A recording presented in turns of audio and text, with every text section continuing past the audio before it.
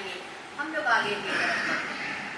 श्रीनिवास जी की कथा जो हम लोग कल पढ़ रहे थे, राधा रानी को खोजते हुए किस तरीके से व्याकुल थे, उसे हम लोग आगे बढ़ाते हैं। लड़कियों ने कहा, अच्छा बताओ, अब तुम्हें यदि राधा नहीं मिलेगी तो? एक सहेली ने तो ठेंगा तक दिखा दिया। राधा नहीं मिलेगी यह सोच के श्रीनिवास जी चिंतित हो गए। सोचे ये सब है कौन, क्या राधा नहीं मिलेगी?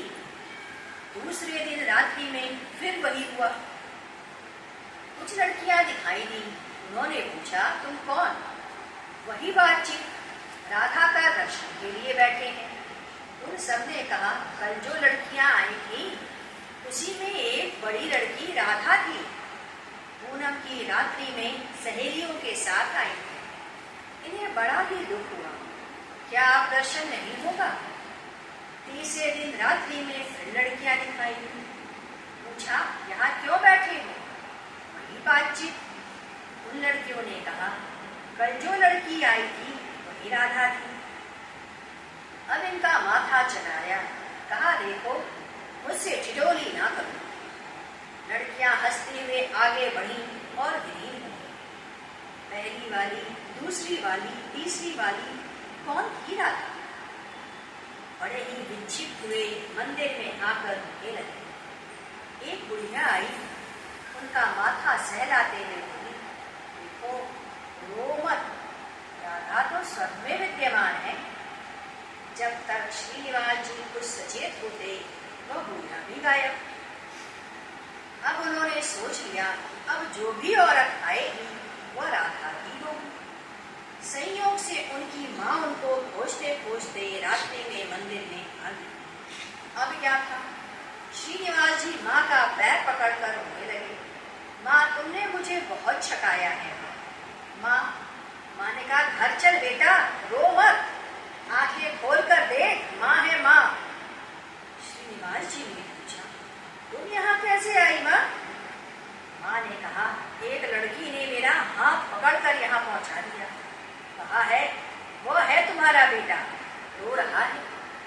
अब श्रीनिवास जी ने कहा माँ वही राधा थी, राधा ने ही तुझे पहुँचाया है मुझ तक माँ।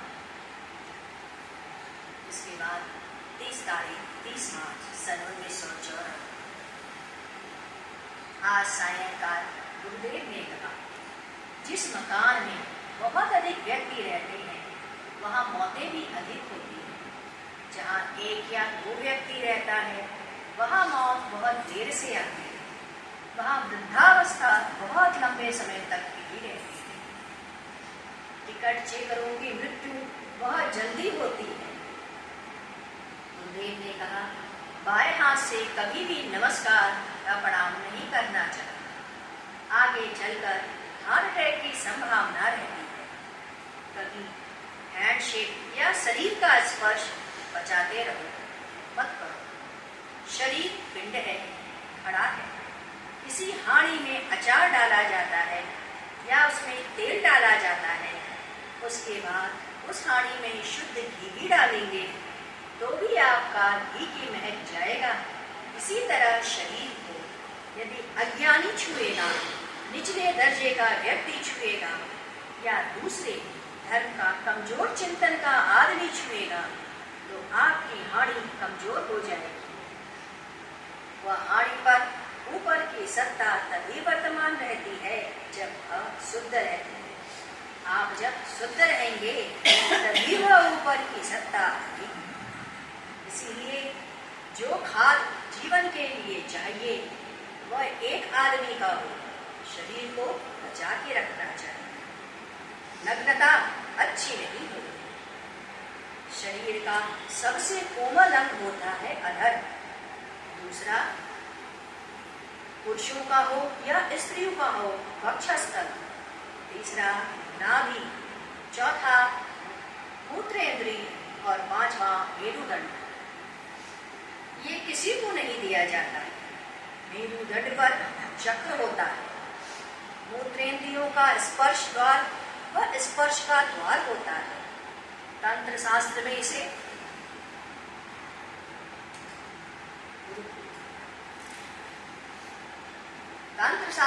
इसे मिथुन कहते हैं। मैथुन दो का समागम, जड़ और चेतन का योग, प्राण और प्राणहीन का संयोग, शिव और शिवा का मिलन।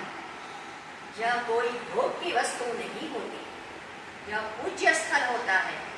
सृष्टि यहीं से प्रारंभ होती है। महिलाएं पति का चरण स्पर्श करके अध्यात्म की तरफ आगे बढ़ना चाहती हैं, उसमें पति का आशीष होता है। जो उच्च कोटि के पति होते हैं, अध्यात्म में रहो, वो मस्तक चूमते हैं, यही धर्म है। तंत्र शास्त्र में भी यही आता है। इस पर शरीर का भोग के लिए नहीं, ऊपर के उत्थान के लिए पूजन की जाती है, ताकि महिलाएं शुद्ध रहें, शात्रिक रहें। धाम और तीज से जब महिलाएं वापस आती हैं तो उनके चरण छुए जाते हैं, क्योंकि वह साध्वी है, शुद्ध है, अच्छी स्त्री है। स्त्री और पुरुष के रज अपने मस्तक पे लगाए जाते हैं। स्त्रियों को आशीर्वाद देते हैं, चाहे उनकी दशा अच्छी हो जाए। अब वह चीजें स्नेह स्नेह भक्त के साथ समाप्त हो रही हैं और स्त्री को भोग की वस्तु बनाई जा रही है। हमारे यहाँ स्त्रियों को पूज्य माना गया है। यत्र नारी पूज्यन्ते रमणते तत्र देवता। आज ना तो पुरुष की कोई आध्यात्मिक स्थिति रह गई और ना ही स्त्रियों की। इसके बाद 31 मार्च 1994 आज के सत्संग में गुरुदेव ने पूछा, किन कारणों से कौन से कार्य हैं, कौन से उपाय हैं, आप वो बताएंगे जिससे कि मुक्ति मिल जाए। सब तरफ देखे और फिर पुनः प्रश्न का उत्तर देते हुए पहला, पूर्व जन्म। इस जन्म के कर्मों के भोग का क्षय होना आवश्यक है। दूसरा, भगवत कृपा हो तो मुक्ति मिल सकती है। भगवत कृपा से दोनों जन्मों का भोग एक ही बार में समाप्त हो जाता है। तीसरा, गुरु की कृपा हो जाए, गुरु आपके कर्मों का भोग भोगवाता जाए और भगवान से मिलाने का कार्य करवाता रहे। चौथा, जब तक आप स्वयं नहीं चाहते, आत्मकृपा। जैसे अभी यह कार्य शेष है, इसे पूरा कर लें, तब साधना करें, या अभी साधना की आवश्यकता है, जब तक इसके लिए आप स्वयं संकल्पित नहीं होंगे तब तक। पांचवा, सद्ज्ञान या सद्विवेक का होना, प्रज्ञा का बोध होना आवश्यक है। क्या है यह मुक्तावस्था, मैं मुक्त हो पाऊं, इसके लिए सूचना। ये 5 चीजें जब तक नहीं होंगी, आप आवागमन से मुक्त नहीं हो सकते। पुरुष कहता है, भगवान कहता है, आत्मा कहती है, मेरी आंखों में आंखें डालो, मेरी वाणी को देखो, मेरी को सुनो। बुद्धदेव कहते हैं, निर्वाण पद कैसे प्राप्त हो? उन्होंने कहा, तब नहीं प्राप्त होगा, स्वयं तुम्हें इस बात का बोध करना होगा कि तुम इसके पात्र हो गए। महापुरुष महात्मा कहा करते थे, कष्ट आएगा भोग लेना, यह भोगना वैसा ही हो जैसे इससे कोई संबंध ना हो। इसके लिए आप कैसे करें?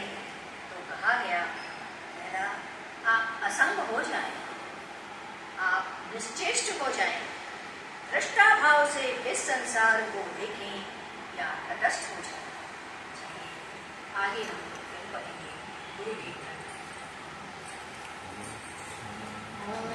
मंगलम, ओंकार मंगलम, गुरु मंगलम, गुरुदेव मंगलम, ओम मंगलम, ओंकार मंगलम, गुरु मंगलम, गुरुदेव मंगलम, ओम मंगलम, ओंकार मंगलम,